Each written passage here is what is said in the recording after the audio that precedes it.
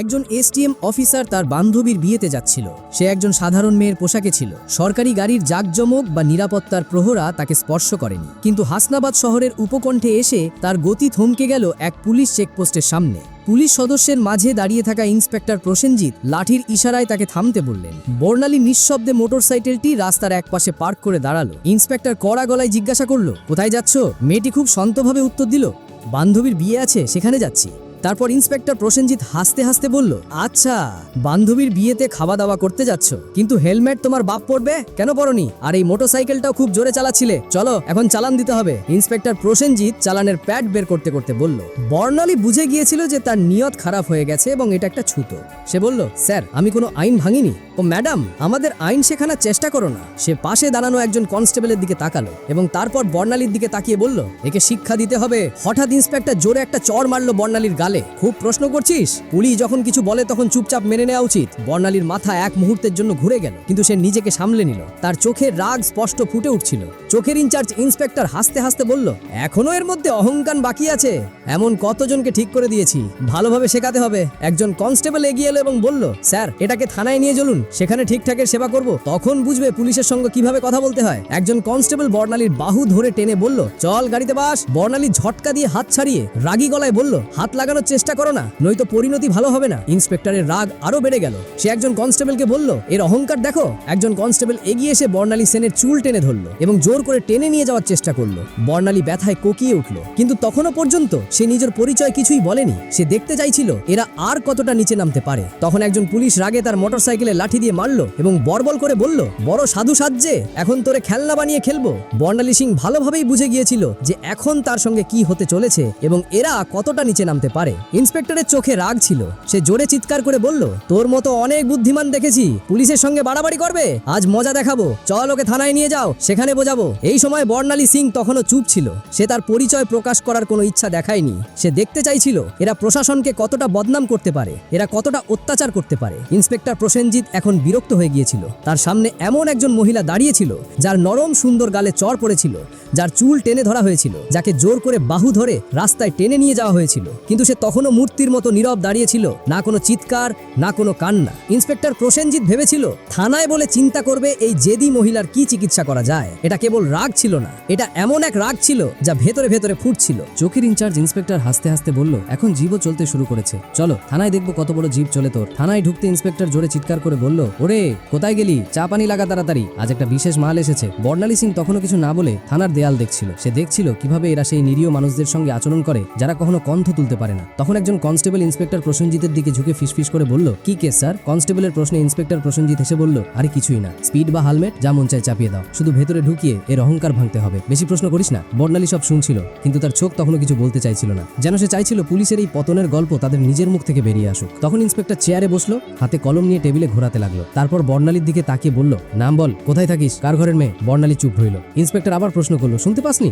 নাম কি তোর? কিন্তু বর্ণালীর নীরবতা তখনও পাথরের দেয়ালের মতো। তখন ইন্সপেক্টর টেবিলে এমন জোরে হাত মারলো যে শব্দটা পুরো থানায় গুঞ্জে উঠল এবং রাগে চিৎকার করে বলল, শুনতে পাস না?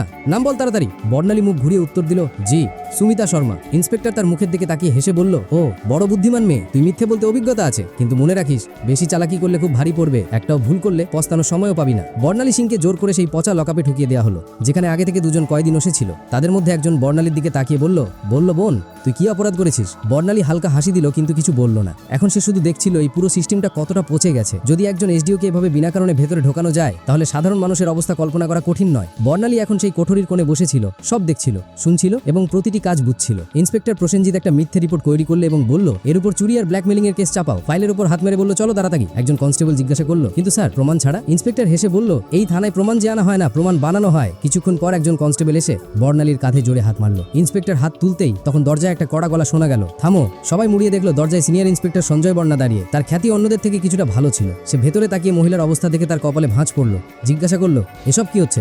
প্রসেনজিৎ হাসলো এবং বলল, কিছু না স্যার, একটা রাস্তার মায়ে বেশি বুদ্ধি দেখাচ্ছিল, শিক্ষা দিচ্ছি। সঞ্জয় বর্ণালীকে ভালো করে দেখলো। তার আচরণ সাধারণ মহিলার মতো মনে হচ্ছিল না। জিজ্ঞাসা করলো, এর অপরাধ কি? প্রসেনজিৎ ঘাবড়ে গেল, বলল, স্যার, চেকিংয়ে অসভ্যতা করেছিল।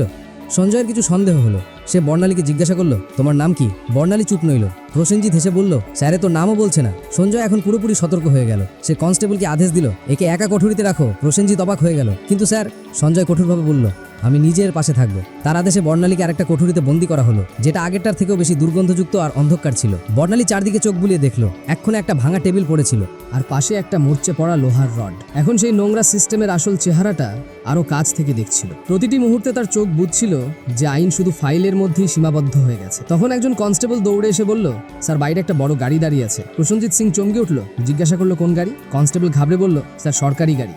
সে তাড়াতাড়ি বাইরে গেল এবং গাড়ির ভেতর তাকাতেই তার চোখ কপালে উঠল। প্রসেনজিৎ বিরক্ত হয়ে বলল, কি হলো, কে এসছে? কনস্টেবল কাঁপতে কাঁপতে বলল, স্যার, কমিশনার সাহেব এসেছেন। প্রসেনজিতের মুখ ফ্যাকাশে হয়ে গেল। সিনিয়র ইন্সপেক্টর সঞ্জয় বর্মাও সতর্ক হয়ে গেল, কারণ এখন বিষয়টা সরাসরি উপরে পৌঁছে গিয়েছিল। কমিশনার সাহেব থানায় পা রাখলেন এবং তার চোখে স্পষ্ট রাগ দেখা যাচ্ছিল। তিনি প্রসেনজিতের দিকে তাকিয়ে কড়া গলায় জিজ্ঞাসা করলেন, ইন্সপেক্টর প্রসেনজিৎ, এখানে কি তামাশা চলছে? প্রসেনজিৎ ঘাবড়ে বলল, কিছু না স্যার, শুধু একটা ছোট কেস। কমিশনার সাহেব টেবিল থেকে ফাইল তুলে নিয়ে মনোযোগ দিয়ে পড়লেন। তার কপালে ভাঁজ পড়ল। তারপর তিনি কুঠিতে উকি দিয়ে বললেন, একে? স্যার, এই মহিলার বিরুদ্ধে 420 আর প্রতারণার কেস আছে। কমিশনার সাহেব জিজ্ঞাসা করলেন, তোমার কাছে প্রমাণ আছে?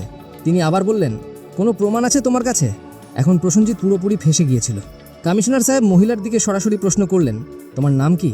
এবং প্রথমবারের মতো বর্ণালী সিং হালকা হাসি দিয়ে বলল, এসডিও বর্ণালী সিং। পুরো থানায় নীরবতা ছড়িয়ে পড়ল। সবার মুখ ফ্যাকাশে হয়ে গেল।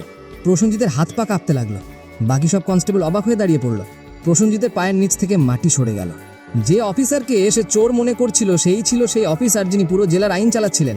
আসলে সে কোনো সাধারণ মহিলা ছিল না, সে ছিল স্বয়ং এসডিও বর্ণালী সিং, যাকে রাস্তায় টেনে নিয়ে যাওয়া হয়েছিল, চুল ধরে টানা হয়েছিল, চর মারা হয়েছিল। এই কথা সবার সামনে আসতেই পুরো থানায় হট্টগোল শুরু হয়ে গেল। সব কনস্টেবল স্তব্ধ হয়ে গেল। কমিশনার সাহেব তীক্ষ্ণ দৃষ্টিতে ইন্সপেক্টর প্রসেনজিতের দিকে তাকিয়ে রাগে বললেন, প্রসেনজিৎ, তোর এত সাহস কিভাবে হলো যে তুই একজন সিনিয়র অফিসারের ওপর মিথ্যে অভিযোগ চাপিয়ে দিলি? প্রসেনজিৎ কিছু বলার চেষ্টা করছিল। তখন সেখানে দাঁড়ানো সিনিয়র ইন্সপেক্টর সঞ্জয় বর্মা জোরে বললেন, স্যার, আমি আগেই বলেছিলাম কিছু গোলমাল আছে। এখন প্রসেনজিৎ পুরোপুরি একা পড়ে গিয়েছিল। তখন বর্ণালী সিং তার শান্ত কিন্তু কঠোর কণ্ঠে প্রথমবার সরাসরি রায় ঘোষণা করলেন এবং বললেন, প্রসেনজিৎ, এবার তোর চাকরি গেছে, তোর সাসপেনশন পাকা, আর তোর বিরুদ্ধে এখন মামলাও চলবে। এটা শুনে প্রসেনজিতের জন্য শ্বাস আটকে গেল। বাকি পুলিশরা তার থেকে মুখ ফিরিয়ে নিল। সঞ্জয় বর্মা সঙ্গে সঙ্গে হাঁক দিলেন, হাবিলদার সাহেব, এটাকে ধরে লকআপে ঢোকাও।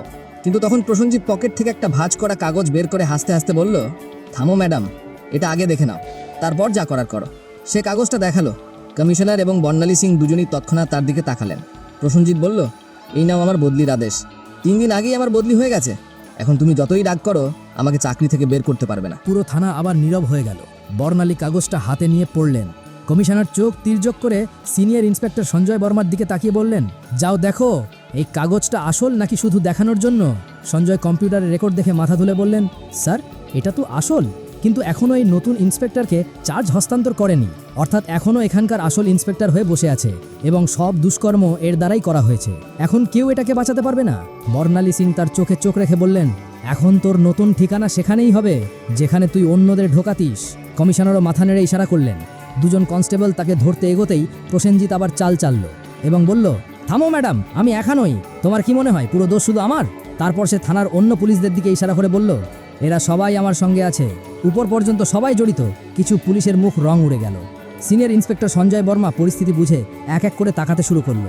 বর্ণালী সিং কমিশনারের দিকে তাকিয়ে বললেন, এখন এই পুরো থানাটাই পরিষ্কার করতে হবে, কেউ বাদ যাবে না। কমিশনারও বললেন, যা হুকুম ম্যাডাম, এখন এক একে সবার হিসাব নেওয়া হবে। এই কথা মুখ থেকে বেরোতেই থানায় যেন বিদ্যুৎ পড়ল। থানার বাইরে কিছু সাংবাদিক চুপচাপ দাঁড়িয়েছিল, যাদের আগে থেকেই সন্দেহ ছিল যে থানায় কিছু বড় গোলমাল চলছে।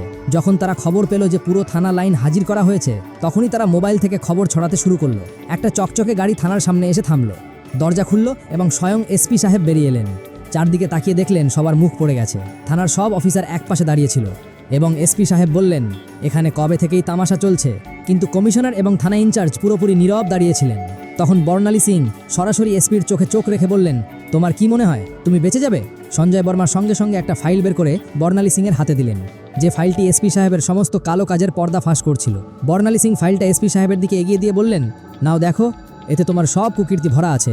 এসপি সাহেবের কপাল থেকে ঘাম ঝরতে লাগলো। কমিশনার বিনা দেরিতে উচ্চস্বরে আদেশ দিলেন, ধরো ওকে আর এখনই এর গ্রেপ্তার করো। পুরো থানা হতবাক হয়ে গেল। এত বড় অফিসারকে কেউ প্রথমবারের মতো এইভাবে প্রকাশ্যে চ্যালেঞ্জ করেছিল। এসপির গ্রেপ্তারের সঙ্গে সঙ্গে পুরো জেলায় ঝড় উঠল। বিষয়টা দিল্লি পর্যন্ত পৌঁছে গেল। মুখ্যমন্ত্রী পর্যন্ত খবর পৌঁছালো এবং সেখান থেকে সরাসরি আদেশ এলো জেলায় যত অফিসার মিলে গোলমাল করেছে তাদের সবাইকে ধরে ভেতরে ঢোকাও। পরের 2 দিনের মধ্যে পুরো জেলা থেকে 40টার বেশি পুলিশ অফিসার, 10টার বেশি বড় অফিসার এবং কিছু রাজনৈতিক নেতা গ্রেপ্তার হয়ে গেল। পুরো হাসনাবাদ জেলার হাওয়া বদলে গেল। এখন চারদিকে শুধু একটাই আলোচনা ছিল, এসডিও বর্ণালী সিংয়ের সততা এবং সাহস, যিনি পুরো পচা সিস্টেমটাকে নাড়িয়ে দিয়েছিলেন।